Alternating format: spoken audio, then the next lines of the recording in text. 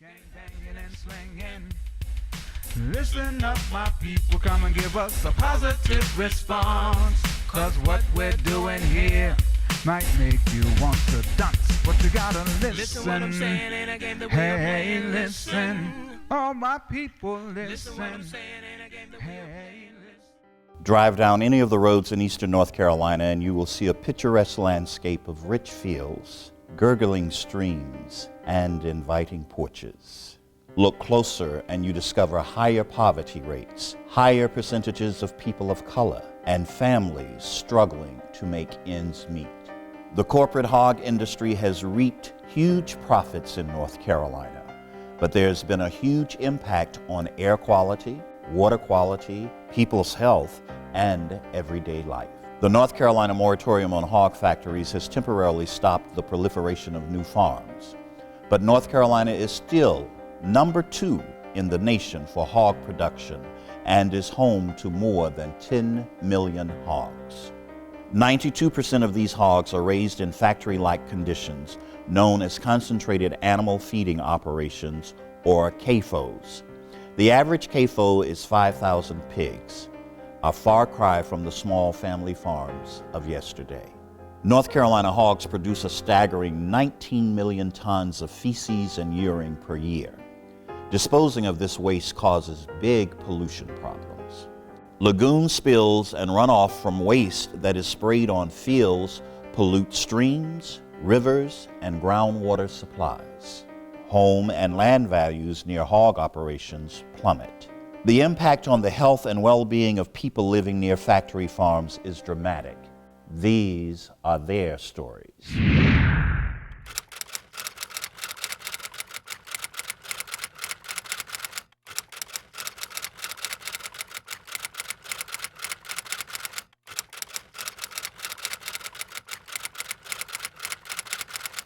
I'm Cindy Watson. I live in the Rose Hill area in Duplin County. I'm a former state representative for House District 10, served from 1994 through 1998, had a very interesting career in government. I was going to be the darling of big business, and I've used that statement many times in speeches that I've made across the state. However, after I listened to the people and allowed some of the citizens to come to Raleigh around the committee tables and bring their problems to me, and after I had health certificates put in front of me, and went out and visited certain sites, went to the hog farms, looked at a lot of the different other systems, and wanted very much to try to change this. I dealt with one family out of Wallace, a Herring family, Miss Beulah Herring. She is now deceased. The little lady died at 100 years old, and her daughter from New York had come back down to stay with her, and she called me and asked me if I would go to her to a health board meeting. And of course, being the representative that I was, I thought, this is my job. Yes, I will go with you. So I went over with her, and she took a video of the days that the man sprayed, and the water from that system got on her clothes that she hung out on the line to dry. And it was all over the enclosed, screened-in porch. And this lady, being elderly, had a son in, I guess, probably 40 or 50s, who was a Down syndrome child, and they didn't have air conditioning. And the condition was just, I think, more than I could really endure. I just didn't believe what I was seeing. My name is Elsie Herring, and I live in Wallace in Duplin County. My first concern, and my family, when we found out about the hog houses, is why are they behind our house? Because all the property behind our house, all the way to Rockfish Creek, belongs to my family. So no one should be building on our property. So still trying to get the land straightened out, I was trying to protect us from having to live under conditions like this. One day I was sitting in the yard, and my mom and brother and my other brother, they were all out in the yard, and my mom and brother was on the porch. And the postmaster came up in the yard, and he had a certified letter telling me that if I did not cease from calling water quality, that I could be made to pay the hog farmer money for the monies that he's losing because of my groundless complaints, or I could be made to serve time in jail. And that was the start of the harassment part of it. And the hog farmer's son came into my mother's house one day. He opened the storm door here and the screen door. And this guy is 6'4". And he walked over to my mother. My mother was 5'2" standing, so you know she was even shorter sitting. And he walked over to her and he grabbed onto her chin and he just started shaking it and cursing down at her and telling her that what he was going to do to me. And they just kept on doing things to harass me. The hog farmer's son was, if I was driving facing him, he would pull over into my lane and I would actually have to stop driving to let him, to see what he was going to do whenever he got back over in his lane. And he used to call me a bitch every time he saw me, all because I complained because they're trying to take our land, and in the process, they're blowing animal waste on us. So you really can't stay out there long enough to do anything with your eyes start running water, you start coughing and gagging, feel like you want to throw up, and trying to hold your breath too at the same time, trying to get to and from your destination. They've just taken every freedom that we have away from us. And we're just supposed to become complacent and say, oh, this is okay, this is just a normal way of living. But they're not breathing it in. My name is Brenda Dyson. I live in Warsaw. My name is Michael Anthony Dyson. I live in Warsaw. A render plant is it's a plant where they grind up dead animals like hogs, chickens, turkeys. It's a plant that made my life, and my wife and my family life. It really destroyed it. But I worked at that plant for 6 long years. Am I correct, Brenda? Correctly. 6 long years, and I was a maintenance. So one morning, my supervisor sent me to check out a hole that was up top. So as I come down, this gate opens, that hydrolyzer, it's called a hydrolyzer, where they take the feathers and grind them up to meal. And it causes a gas, and it's called hydrogen sulfide gas. It's a deadly, dangerous gas. I inhaled that gas and I had passed out. They took me to the hospital. I was in a wheelchair. I was in a walker. I had to take a bath in a chair. It was just like, I started over like a newborn baby. Every time they spray that lagoon out there, I have to wear a mask. And these whole lagoons is deadly because they have hydrogen sulfide in them. And when they sprayed, everybody inhaled that. This odor is terrible. If you want to go sit outside on the porch and you inhale like this and stuff, is terrible. Well, I can't even come in the house by window because still the odors come in the house. I'm like, nah, this don't make no kind of sense. And a lot of times you don't even have to raise your window. You can just smell it. My name is Violet Branch, and I'm from Warsaw, North Carolina. One day I was reading the newspaper, and I saw in there where you could get your water tested for free. So I decided to look into it, and I did.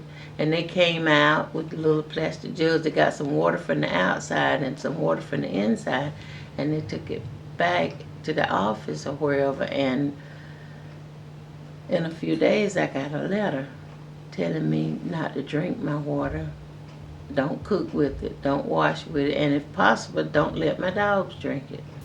My puppies, we would let them out, and they would play around and drink the water out in the ditch and the well water out in the drinking pan, and then we shut them back up, and they just died out.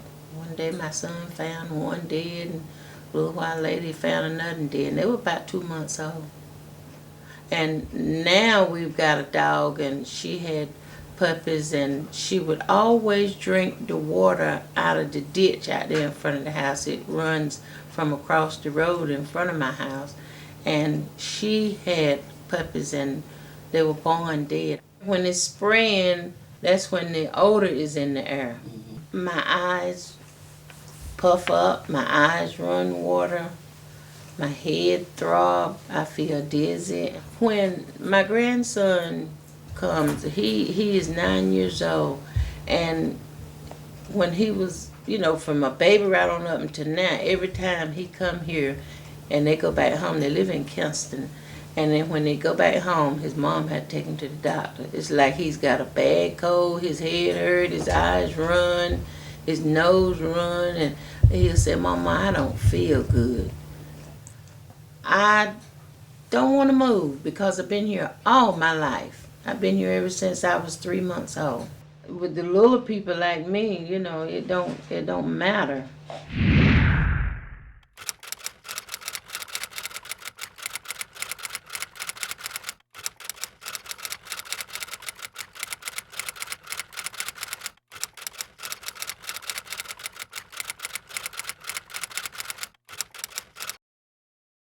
My name is Reverend Ella Skipwith. I live in Pleasant Hill, North Carolina. When I get up, I open the door to see if the odor is out there. I can, crack the door and I can smell from the air if it's out there, okay? If it's not out there, then if it's anything that I have to do outside, such as mow the lawn or, cut the grass or anything, or rake the leaves or anything that I have to do outside, I try to hurry up and do it while the odor is not there. Because once the odor gets started, you cannot go outside. You have to keep your windows closed and you have to keep the doors closed so that the odor does not get in the house. And that's on a typical good day. And you don't know when you're going to face it. Like when you're coming back in, when you're coming back home, you just tilt your window a little bit, to see, whether you can walk in the house or whether you have to run in the house. Joseph C. Collier, Warner Bridge Road, Gettysburg, North Carolina. Betty C. Collier, Gettysburg, North Carolina. Right now, this hog farm over here, they got 4 farms, 5,000 sows at each farm. And with all of that sewage, the odor at times you can't breathe. And all our water was contaminated. I have a stream running through the farm from their hog number 1 pit over here. And it contaminated my well where I had down there where I had my hogs. I had to shut my little farm down on account of they were running that water through there. And my hogs was drinking that and I was keeping sickness in there. Our only hopes right now is the people up there don't change their mind, just like our governor that we got. That was the first thing he done. If y'all put me in there, put me in office, within 1 year's time, there will not be a pit in North Carolina. Every one of them will be closed down. All right, I mean, it's been closed down. He got in office, but once he got in there, that's the trouble. Our politicians don't now, one of them, do what he promised the people he's going to do once he get in there. The corporate hog industry is critical to the economy of eastern North Carolina, but it has a responsibility to protect the natural resources and citizens of the state. Traditional lagoons and spray fields are outdated, and the moratorium has provided time to identify new ways to treat hog waste. These modern and clean waste systems can protect the health of citizens and the economy of eastern North Carolina. Now it is up to the governor and the North Carolina legislators to pass legislation that will safeguard its citizens from the air and water pollution caused by factory hog farming. Listen, all my people, to what's been going on. We gotta stick together to get ready for the coming storm. And we gotta stick together, cause when it rains it pours. You need to stop trying to rob my brother, cause you don't want nobody robbing yours. Hey, you gotta listen to what we're singing. Robbing and stealing, gang banging and slinging.